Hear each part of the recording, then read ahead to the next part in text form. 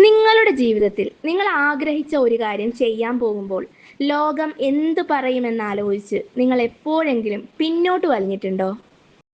പലപ്പോഴും നമ്മളെ തളർത്തുന്നത് വലിയ പ്രതിസന്ധികളല്ല, മറിച്ച് മറ്റുള്ളവരുടെ അഭിപ്രായങ്ങളാണ്. നമ്മളൊരു മാറ്റത്തിന് ശ്രമിക്കുമ്പോൾ അല്ലെങ്കിൽ നമ്മുടെ തനിമയോടെ മുന്നോട്ട് വരുമ്പോൾ ആദ്യം കേൾക്കുന്നത് പരിഹാസങ്ങളായിരിക്കും.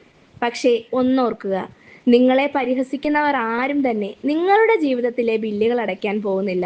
നിങ്ങളുടെ വേദനകളിൽ കൂട്ടിരിക്കാൻ പോകുന്നില്ല. നിങ്ങൾ നിങ്ങളായിട്ടിരിക്കാൻ ആരുടെയും അനുവാദം കാത്തു നിൽക്കരുത്.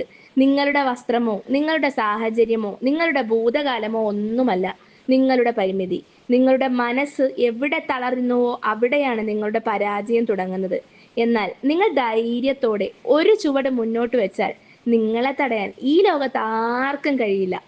ഞാൻ ഇന്ന് നിങ്ങളുടെ മുന്നിൽ നിൽക്കുന്നത് മറ്റുള്ളവരുടെ ശരികൾക്ക് വേണ്ടിയല്ല, എൻ്റെ ബോധ്യങ്ങൾക്ക് വേണ്ടിയാണ്. എൻ്റെ ശബ്ദം ഒരാൾക്കെങ്കിലും മാറ്റത്തിന് കാരണമാകുന്നുണ്ടെങ്കിൽ അതാണ് എൻ്റെ വിജയം.